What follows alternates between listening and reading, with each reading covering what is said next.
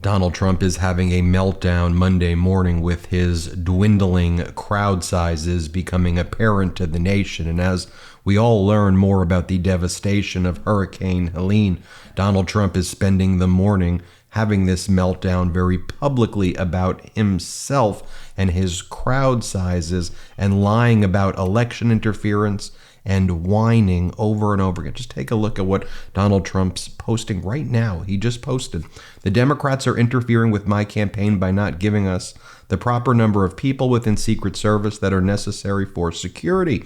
They're using them for themselves. Even though they don't need them, they draw flies because they have no crowds. And for people like the president of Iran, who is doing everything possible to kill me. We need more Secret Service, and we need them now. It is election interference that we have to turn away thousands of people from arenas and venues because it is not being provided to us. Congress just authorized hundreds of millions of dollars in money and help. And with the weak crowd participation that the Democrats get, there should be plenty left over for the Republican Party. Hopefully, the people of Wisconsin and other areas where thousands are turned away will realize this is just another Democrat ploy." This is what Donald Trump is saying because his crowd sizes are so small. I mean, take a look at Vice President Kamala Harris's crowd size from last night. Here, watch this clip.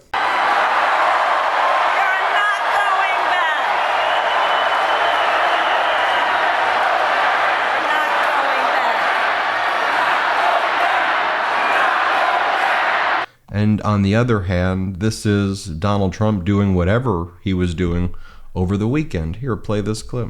You should have it. You should be able to have it. The new thing is hydrogen. They have hydrogen cars. They have one problem. On occasion, it will blow up. And when it blows up, you are not recognizable.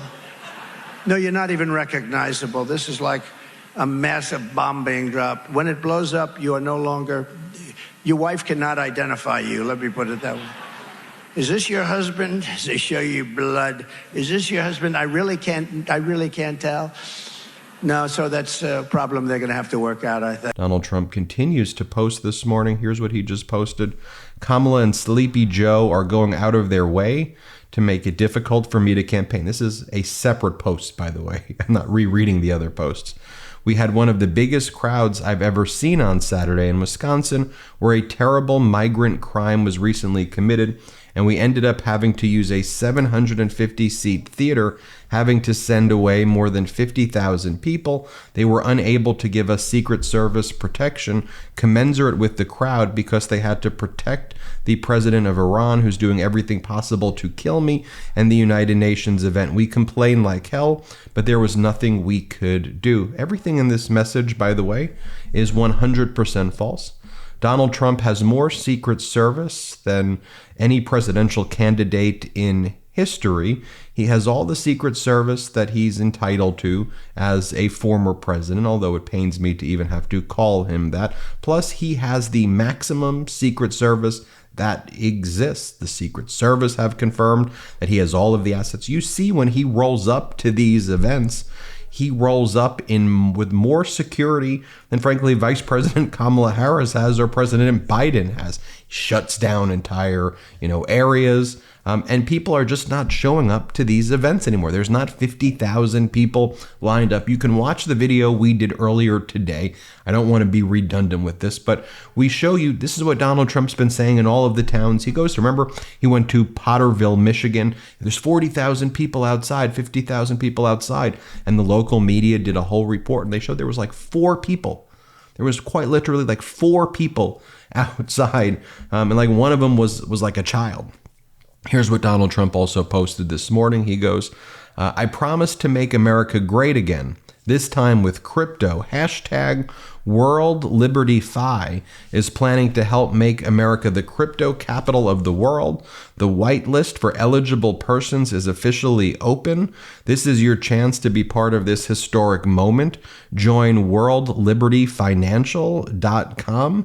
And this is some crypto platform scheme that he's doing, I think, with his kids, Eric and Don Jr., and I think Barron's gotten involved in this. So after selling assassination edition shoes, $100,000 watches, He's moved on to worldlibertyfinancial.com. Trump's been sending emails over and over again through his campaign like this. Hell breaks loose in 24 hours. In 24 hours, he always uses that language, hell breaks loose. In 24 hours, we'll reach our final end of quarter deadline before Election Day. And in that time, Kamala and her hate America billionaire pals have been on a fundraising warpath. The Hollywood elite have unloaded their bank accounts. Liberal billionaires are writing checks left and right. And the Obama money machine has thrown its full weight behind bankrolling Kamala. But fear not, I am Donald Trump and I have an ace up my sleeve. It's your patriotic support, so give me money now. Here's the other one from Donald Trump. Are you still awake? This was from late last night. It goes, are you still awake? Then you open up the email and it goes, there's only one in existence, Ben. Will you wear this all gold MAGA hat that J.D. Vance and I signed for you? Or will you display it proudly? Enter to win. And then it goes on to say, here's another email, 4:08 a.m. What does your schedule look like today, Ben? Appointment with Trump confirmed. Do you have time for an interview with me? I only have time to interview trusted advisors by my end-of-month fundraising deadline. That's how much I respect your opinion.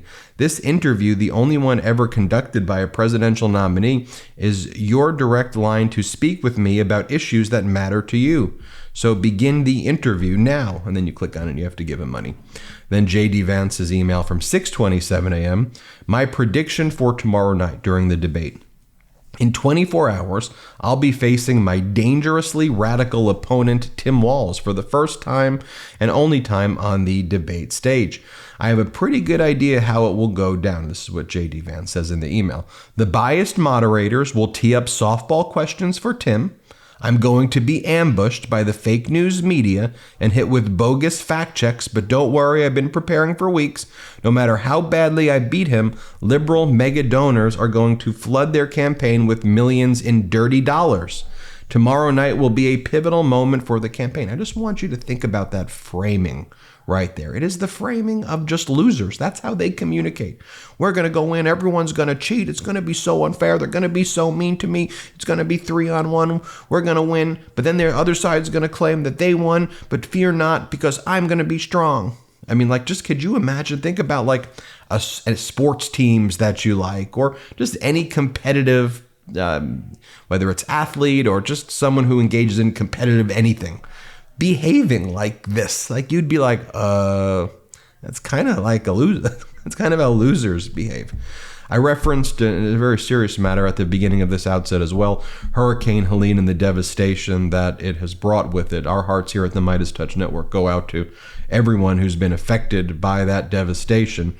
And as we learn more about the devastation, Donald Trump was speaking in Wisconsin about how he believes global warming doesn't work anymore and isn't a thing. Just think about how dangerous what he's saying is, especially as we're seeing strengthening hurricanes like Helene that are taking the lives of so many Americans. Play this clip. But they think about global warming, which is now called climate change, because global warming doesn't work anymore, because it's actually cooling. It worked for a few seasons, but now it's not working. So climate change, a much better term, because that covers everything. Warming. Earlier this morning, we also learned that the New York Times editorial board has formally endorsed Vice President Kamala Harris. Here's the headline: the only patriotic choice for president. Carl Quintanilla posted the following too. You know, I'm a data geek, and I love when Carl just posts. I love graphs. Here is a visual representation of how U.S. stocks have left China's in the dust since 2021. Even with China's recent rally, take a look at how the American stock market, when President Biden's been in charge, is absolutely crushing the China's stock market as well. Vice President Kamala Harris at her speech last night in Las Vegas, Nevada, in front of a packed crowd, which is clearly getting in Donald Trump's head, also talked about, we need enough of this whining. We need problem solvers here. Play this clip. We need a president who cares more about solving problems than playing political games and demeaning people full time. We're tired of that. We're done with that. And on the other hand, you have Donald Trump still talking about how he believes he won the debate and how it was unfair. This is what Donald Trump was talking about here. Play this clip. Just keep saying why I did it during the debate. I killed her in the debate, but I have crooked people. What they do, I had 3-on-1. I didn't even mind that. I still won by a lot. But why? Anyway, let me know what you think. Hit subscribe. Let's get to 4 million subscribers. Thank you so much for watching. Hey Midas Mighty, love this report? Continue the conversation by following us on Instagram @MeidasTouch to keep up with the most important news of the day. What are you waiting for? Follow us now.